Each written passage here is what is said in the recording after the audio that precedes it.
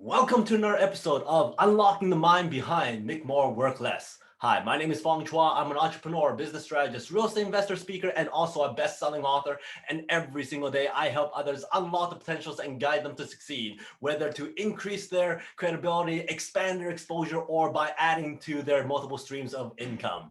Now, and on this episode on Unlocking the Mind, we talk about another cognitive bias. And the reason why we do this is so that we better understand how our minds work and how we can make better decisions, how we could negotiate better, build better relationships, or prevent ourselves from actually falling into some cognitive traps. And for today's episode, we're going to be talking about the endowment effect. And what exactly is the endowment effect? Well, that's basically putting more emphasis, more value, more importance on something that we have ownership to or that we feel we have ownership to. And that's because of two main things. One, us as human beings aren't very rational. We make decisions that's sometimes not rational at all. And the second thing is the loss aversion, where we feel the sense of gain a lot less than the sense of loss.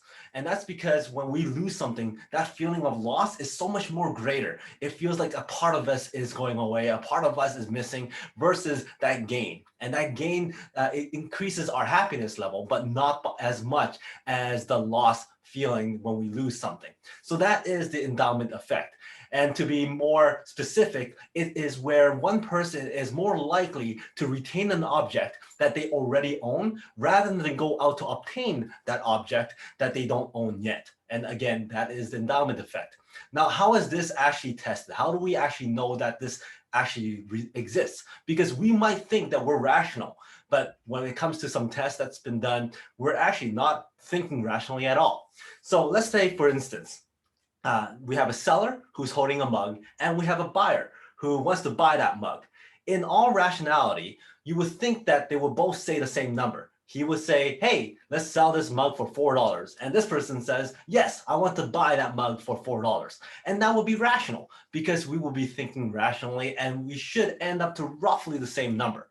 But that's not what reality is. In reality, the person holding the mug who wants to sell the mug is actually going to quote, hey, I'm going to sell this mug for $6. Whereas the person who wants to buy the mug will go, you know what? I think it's only worth $3.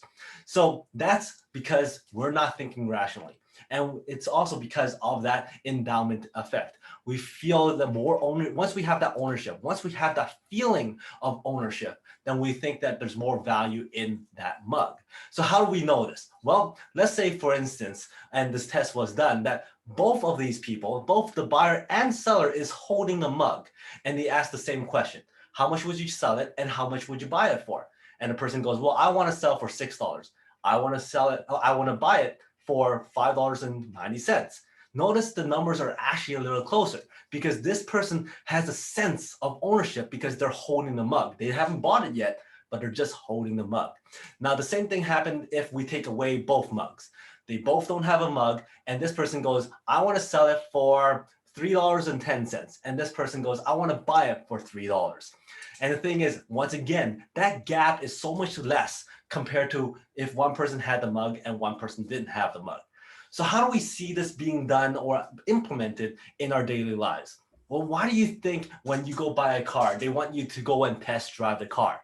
They want you to have a feel of it. They want you to feel as if you have ownership of that car so you could actually recognize the value of that car and offer more than what you would actually be offering at the beginning. And same thing, if you go to a ice cream shop, that's why they want you to taste test a certain flavor. And then all of a sudden, you know what? I want to buy that flavor. You had a sense of it. You want more. That's why clothing stores allow you to test on those clothes and try on those clothes to see how you feel in those clothes. Because now you actually have it on, you feel like you own that item. And that's why all that stuff takes place because of the endowment effect. It's more likely that you would buy those items or pay more for those items once you've test driven it and once you've tasted it and once you've tried it on. And the thing is, this actually happens in a whole bunch of other stuff as well, especially in sports at the same time. So for instance, a team would actually value their players and asking more for a trade if they already have that player versus a person who didn't have that player and would offer less for that player in a trade. This happens to us all the time. For those of you that play fantasy drafts and fantasy playoff pools, you would actually probably value your hometown players a lot more than players that's not on your hometown team. And you might want to pick them more because you know that player more. You know that team a little bit more closer because it's your home team. You add more emphasis, you add more importance to those players, and you want them on your team. So that's the endowment effect. And really because humans don't think rationally. Another example of this is when you're selling your house.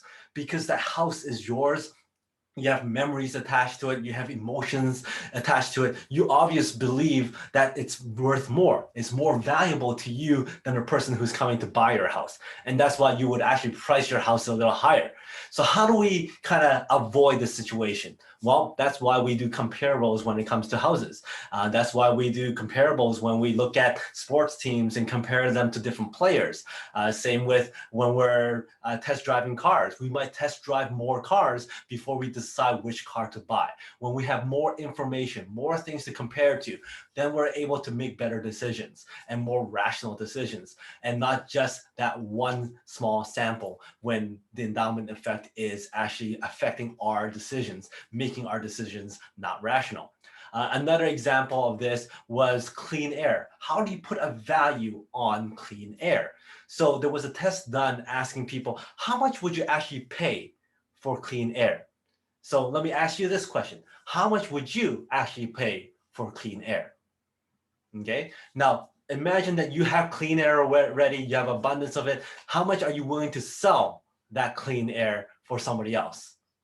I'm assuming that your number that you're willing to sell it is a lot higher than what you're willing to pay for it. And sure enough, during this study, people who are willing to buy clean air are willing to pay a third less than what they're actually willing to sell that clean air for. So for example, they're willing to pay $100 for it, but you would have to pay them $300 for that clean air to make them willing to sell that clean air. Again, they have more ownership. They feel that sense of loss is going to be a lot higher. And those two things combined, endowment effect. So once again, that is the endowment effect. I hope you learned something and see how that actually affects our lives and our businesses. And if you like this episode, please go back and see some of the other episodes, share, like, comment, and subscribe to the channel. And also, if you like this show, we have a lot of other shows, the Peak Potential Success Show, and also the Mastermind Bites and Make More Mind Bites that's up every single week. So until next time, today is the day to unlock your potential. We'll see you later.